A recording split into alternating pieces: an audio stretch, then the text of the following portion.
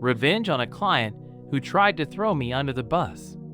I was pushing 40, and I'd learned a lot of lessons in more than 10 years of legal practice. But one of the most important lessons I learned was from an older lawyer that I worked for as a summer student after the second year of law school. A lawyer has 3 duties, he told me. First to himself, second to the court, and last, the client. Always make sure you come first, and the client comes last. The reason? Because clients will fuck you, he said. They'll throw you under the bus without thinking twice.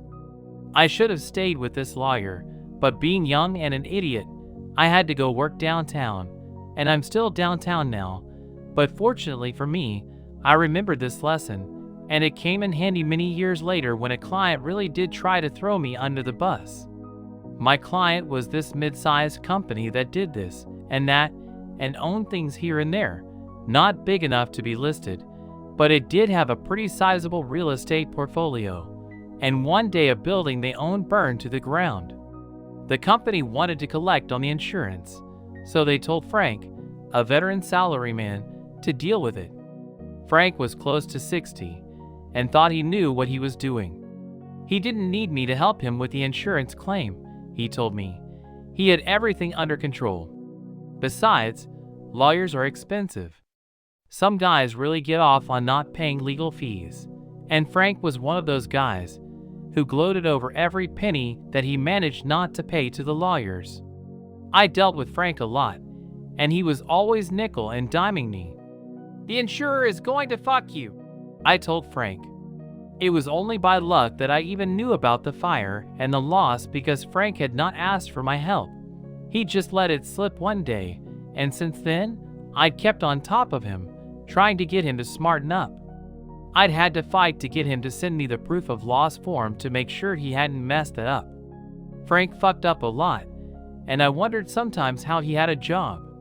But the proof of loss was okay, at least, so that was one less thing to worry about. You don't know that, he said. I could tell he just wanted to get me off the phone. I'm paid to know when insurers are trying to screw my clients, I said, and the insurer is going to screw you. They've been stringing you along for ages with requests and questions and paperwork, but they aren't going to pay you. Not unless you sue them. But Frank said he knew what he was doing, that it was all under control. And besides, he got along with the adjuster so great.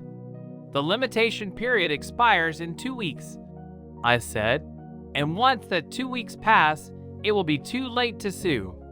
The moment that limitation period expires, they will stop taking your calls. You'll get a final email saying, sorry, you're out of time, and that will be that. Don't leave this till the last minute. Let me sue right now, and you'll have the money in no time. Frank was like, sure, fine, whatever. Don't bother me, I got this, blah, blah, blah.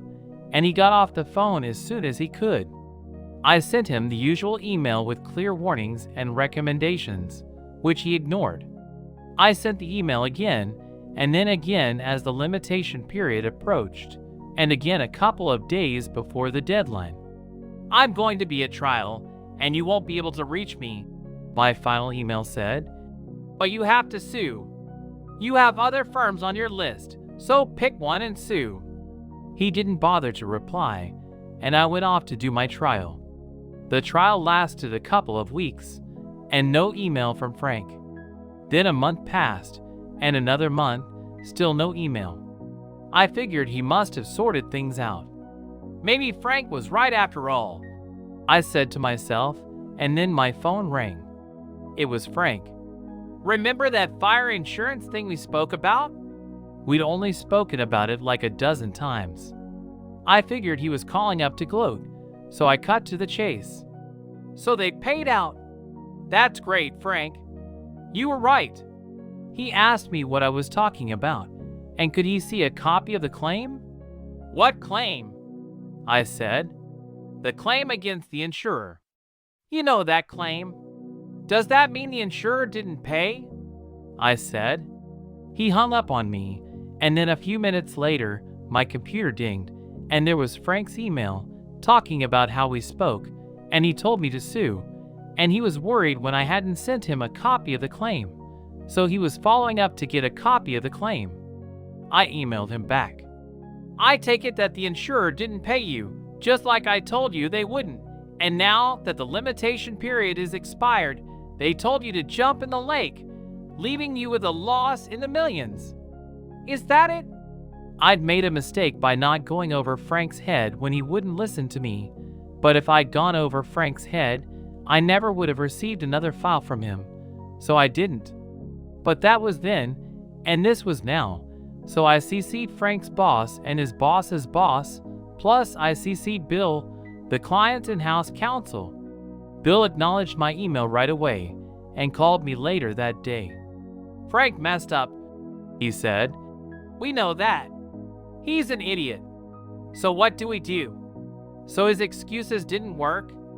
No. Bill explained that they'd summoned Frank to a boardroom, but his story didn't add up, given all the warnings I'd sent him.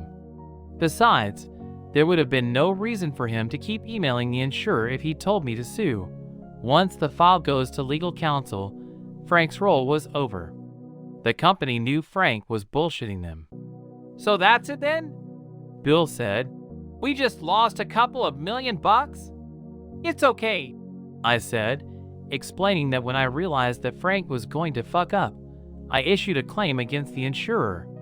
Because I'd made Frank send me the proof of loss a while earlier, I had enough information that I could sue to preserve the cause of action. Not a great claim and short on details, but good enough. You sued without instructions? Bill said. Lawyers aren't supposed to sue without instructions because if you do that, you're personally liable for whatever costs the other side incurs. It's a big deal to sue without instructions. Yup, I said. I sued without instructions. I pulled up a copy of the claim and emailed it to him as we spoke. It's a little rough, I said, but we can always amend. Thank God. Bill said, Can I leave it with you? Of course he could. The insurer was a sitting duck, and I knew I'd collect from them, no problem. A few days later, I got a call from another guy who worked for the client, a guy I didn't normally deal with. They had a situation and needed my help. I usually deal with Frank, I said. What's up? What was up was that Frank got called into another meeting, and they handed him a one-page letter, and then he put his little office things in a box, and security walked him past his coworkers to the elevator and escorted him downstairs to the parking lot. Bye-bye, Frank. He was too old to get another job, or at least not a decent one.